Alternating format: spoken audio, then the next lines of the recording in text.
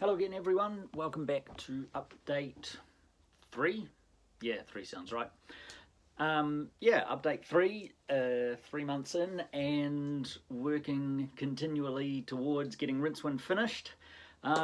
What have I achieved last month? So, in theory, last month I was supposed to, at minimum, achieve having my boots and the cowl that goes around the neck done. And I am pleased to report that I have succeeded in that.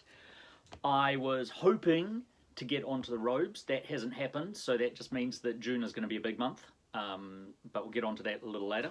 So let's have a look at what I've done last month. So one part, this ratty looking thing, well, ratty as everything on Rincewind is the cowl that goes around his neck.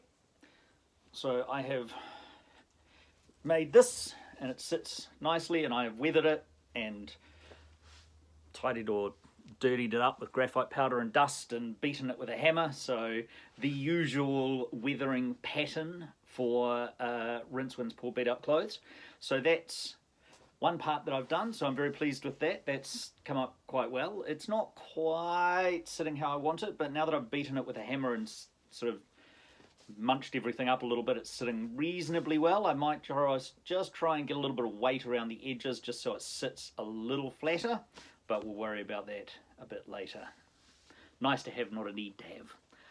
So there's that, but the big bit of work that I've done for the month are the shoes, the all-important pointy shoes. So if you remember, these were originally a pair of office shoes, just standard men's shoes. So what I've done is extended out the nose with some rubber and tinfoil. Works really well.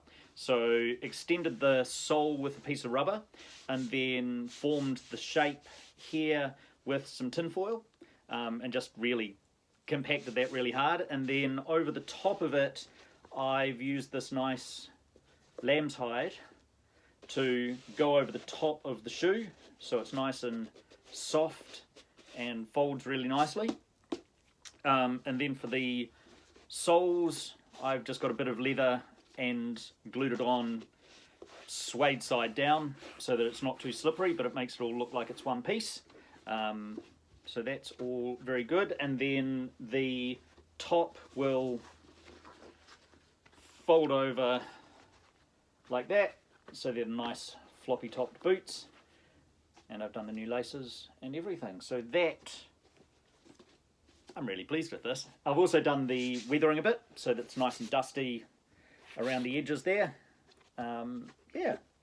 Stoked with this, really pleased. The weathering's come up nicely. I just went over it with a layer of nugget so that it's nice and dark and looks a little ratty, and then just my usual box of dirt and spray coat. So that's very pleased with that. So that is the minimum of what I was hoping to do in May. So I've achieved that. So I'm still on track and tracking along nicely. So everything's going quite well with that. The next plan is, sorry, cats. What are you doing, cat? Come here.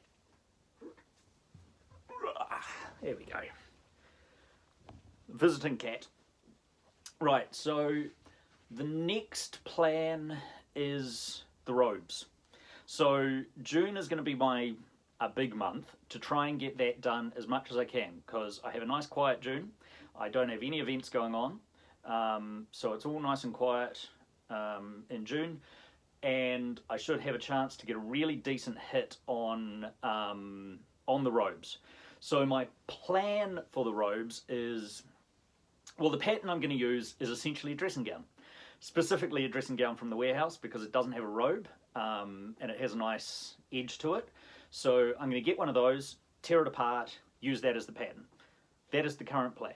And then because I've only got so much velvet and I do want to make sure that I don't duff it up completely, I'll be doing a mock-up with that. Might get some, cheap muslin cloth, poplin, something like that I can do a mock-up, make sure that it all sits properly. The dressing gown obviously doesn't have big enough sleeves, because a wizard's robe needs sleeves that droop, so I'll need to pretty much freeform those and make a mock-up of that. So that's the first part of the plan. Assuming that the mock-up goes well, I'll be able to do the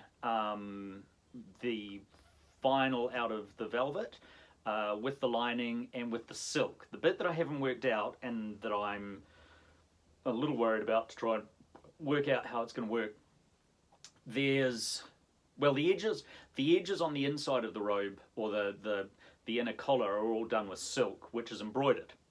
And I'm not quite sure how to get the stars and moons in that need to be in for the embroidering.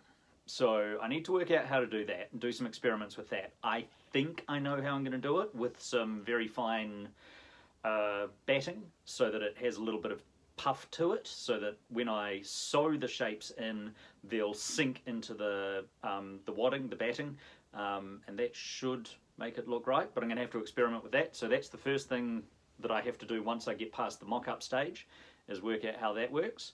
Then it's also got a section of trim a bit of the way up the sleeve, and I have no idea how I'm going to do that, because I don't really just want to stitch a layer of silk on, although that might be the option that I take, but I kind of want it nicer than how I've stitched on other pieces. So I haven't quite worked out how I'm going to do that one either. It might be a case of just hand stitching it so that it's got a bit of an overlap, and I can hide the stitch. So that's one of the things that I'm worried about working out how on earth to do. But other than that, I don't think there should be any great issues. I mean, it's not a crazy complicated shape. So hopefully by the end of June, the robes will be complete. If I have time, they'll also be weathered. If not, well, same as last month. I've got a minimum and I've got an amount that I have to do. The minimum is to get the robes done. What I would like to do is to get the weathering done on them as well, because then I can spend July doing the cloak on the back, because I am going to have to stitch a whole lot of stars and moons onto that, same as I did with the wizard's hat, so that's going to be rough but tedious. So that's sort of the plan. The plan for the next month is to get the robes. With any luck, that will happen, and then I've got, how many months left? July, August, September? Heaps of time. To get the cloak done, to get all the weathering done, to get all the tidy up, and of course, make the luggage, which I haven't mentioned before because I haven't been entirely prepared to admit that I'm going to have to make the luggage. But what is Rincewind without the luggage? So that is also to be done. So that is the luggage, just to put a little bit of a caveat on it, is a nice to have, not a need to have. The robes and everything is the need to have. The luggage is a nice to have, but it'd be a really nice to have. So with any luck, after I get, July, in theory by July I should be done with the majority, just a few details, which should give me August, September to do the luggage. So that is the current plan. We will see in a month whether I am keeping up with this current plan. So yes, Fidget says hi. Betty's around here as well, but she doesn't want to come up.